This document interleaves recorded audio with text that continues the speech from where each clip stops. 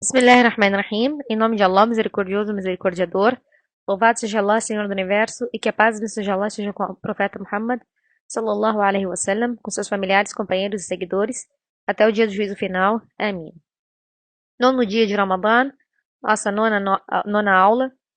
E o nosso versículo de hoje é o versículo da Sura Ad-Dhariyat, o versículo 56, onde Allah subhanahu wa ta'ala diz: Não criei os gênios e os humanos, senão para me adorarem.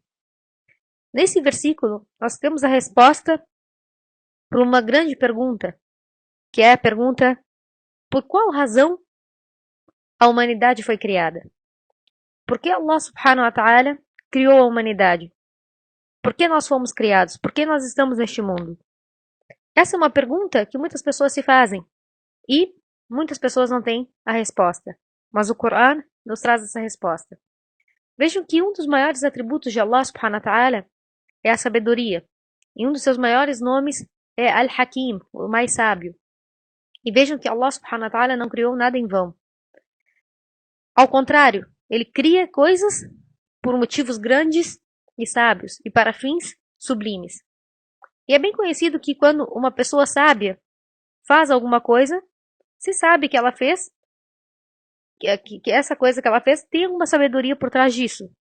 E Allah subhanahu wa ta'ala é o maior de todos os sábios e sem dúvida ele é aquele que criou a humanidade e ele sabe melhor a sabedoria por trás da sua criação.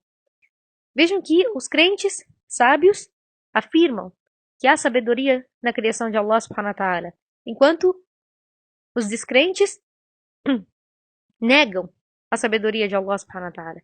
Allah subhanahu wa ta'ala diz no Alcorão que em verdade na criação dos céus e da terra e na alternância do dia e da noite há sinais para os sensatos.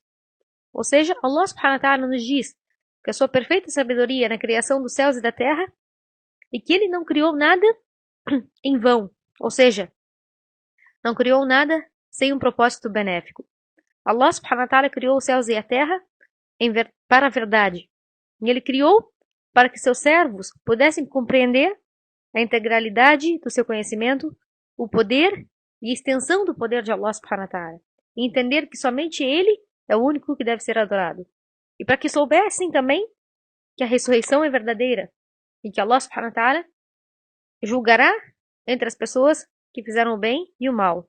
Ou seja, no versículo Allah subhanahu wa ta'ala nos questiona: acaso trataremos aqueles que creem em Allah e fazem boas ações e são justas como aqueles que associam parceiros a Allah e cometem crimes sobre a terra? Ou seja, Allah subhanahu wa ta'ala não pode julgar da mesma maneira entre os bons e os maus. Portanto, Allah subhanahu wa ta'ala tem a sabedoria, e dentro da sabedoria de Allah subhanahu wa ta'ala está o fato de que haverá a ressurreição e que cada um será julgado conforme suas ações na outra vida. E vejam que Allah subhanahu wa ta'ala não criou o homem simplesmente para que ele pudesse comer, beber e se multiplicar. Porque neste caso ele seria igual aos animais. Não teria diferença entre o homem e os animais. Porque os animais também comem, bebem e se multiplicam. Allah subhanahu wa ta'ala honrou o ser humano e lhe favoreceu muito acima dessas outras criações. E Allah subhanahu wa ta'ala criou o ser humano diferente dos animais.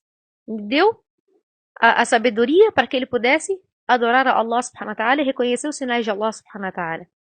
Já Allah subhanahu wa ta'ala nos afirma no Coran que aqueles que são descrentes, aqueles que não creem na sabedoria de Allah, aqueles que não creem na criação, na sabedoria da criação de Allah subhanahu wa ta'ala, não creem na unicidade de Allah subhanahu wa ta'ala, que essas pessoas, só a única coisa que lhes importa na vida terrena é desfrutar dos prazeres do mundo e comer, beber e se multiplicar.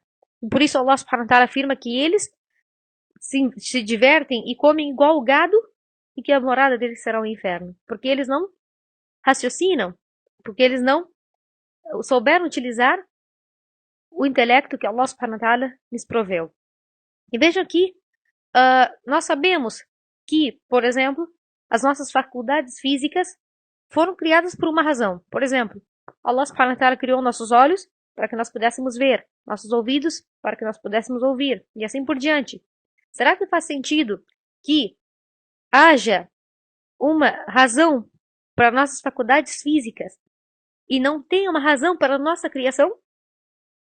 Ou seja, Allah subhanahu wa ta'ala criou o olho para que nós pudéssemos ver. Nós acreditamos nisso, ninguém nega essa sabedoria de Allah subhanahu wa ta'ala. Ninguém nega que Allah subhanahu wa ta'ala criou o olho para que nós pudéssemos ver. Como nós podemos negar que Allah subhanahu wa ta'ala nos criou completos sem nenhuma sabedoria? Nos criou em vão, para que nós simplesmente comêssemos, bebêssemos e nos multiplicássemos. Ou seja, sem nenhuma sabedoria. Allah subhanahu wa ta'ala nos diz que a criação dos céus e da terra e da vida e da morte é para fins de teste, de modo a testar o ser humano. Quem obedece a Allah subhanahu wa ta'ala, ele irá recompensá-lo. E quem desobedece a ele, ele irá puni-lo. Allah subhanahu wa ta'ala diz no Alcorão que criou a morte e a vida para testar o ser humano e ver qual deles faz as melhores ações. E uma das maiores razões pelas quais Allah subhanahu wa ta'ala criou a humanidade e que é um dos maiores testes é o comando de afirmar a unicidade de Allah. Afirmar o Tawhid. Que Allah é único, sem parceiros e sem associados. Que Allah subhanahu wa ta'ala é o único que merece adoração e louvação. Allah subhanahu wa ta'ala declarou que esta é a razão pela qual ele criou a humanidade. Não criei os gênios e os humanos senão para me adorarem. Ou seja, eu criei-os para que eu possa comandá-los a adorar-me e não porque eu tenha qualquer necessidade deles. Ou seja, Allah subhanahu wa ta'ala não tem nenhuma necessidade dos seres humanos. Allah subhanahu wa ta'ala é totalmente autossuficiente. Mas nós é que precisamos dessa adoração. Nós é que precisamos cumprir com o objetivo pelo qual nós fomos criados. Nós é que precisamos de ter uma razão para a nossa criação. Allah subhanahu wa ta'ala é totalmente independente de nós. Portanto, Allah subhanahu wa ta'ala nos criou para que nós adorássemos a Allah unicamente. Allah subhanahu wa ta'ala criou a humanidade para que a humanidade adorasse e conhecesse Allah subhanahu wa ta'ala por seus sinais, por seus nomes e atributos. Para que ele ordenasse as suas ordens sobre eles. E aquele que se submete a ele e segue aquilo que lhe foi ordenado, será um daqueles que será bem sucedido e que Allah subhanahu wa ta'ala irá recompensá-lo nessa vida e na outra. Mas aquele que se afasta disso serão os perdedores nessa vida e na outra. Então, Allah subhanahu wa ta'ala logo irá reuni-los na outra vida a fim de recompensá-los ou puni-los por aquilo que ele ordenou e proibiu que eles fizessem. Então, o objetivo pelo qual Allah subhanahu wa ta'ala nos criou é adorá-lo. É reconhecer o Tawhid, afirmar o Tawhid, a unicidade de Allah subhanahu wa ta'ala e cumprir com esse objetivo. Acaso nós estamos cumprindo com o objetivo pelo qual Allah nos criou? Ou estamos vivendo igual os incrédulos, que vivem igual o gado, igual os animais, que simplesmente se importam em comer, beber e se multiplicar? Acaso nós estamos vivendo igual os crentes, que têm uma razão para viver, que é a adoração de Allah subhanahu wa ta'ala? Ou estamos vivendo igual os incrédulos, que não têm nenhuma razão e simplesmente querem se divertir na vida terrena, sem se importar com as ordens de Allah subhanahu wa ta'ala? Saibam que aqueles que cumprem com seu propósito nessa vida terrena são os vencedores nessa vida e na outra. E aqueles que não cumprem com seu propósito são os perdedores nessa vida e na outra. E eu imploro a Allah subhanahu wa ta'ala que nos faça daqueles que ouvem a exortação e seguem a orientação, e que Allah subhanahu wa ta'ala nos faça daqueles que adoram a Allah da maneira como lhe deve ser adorado.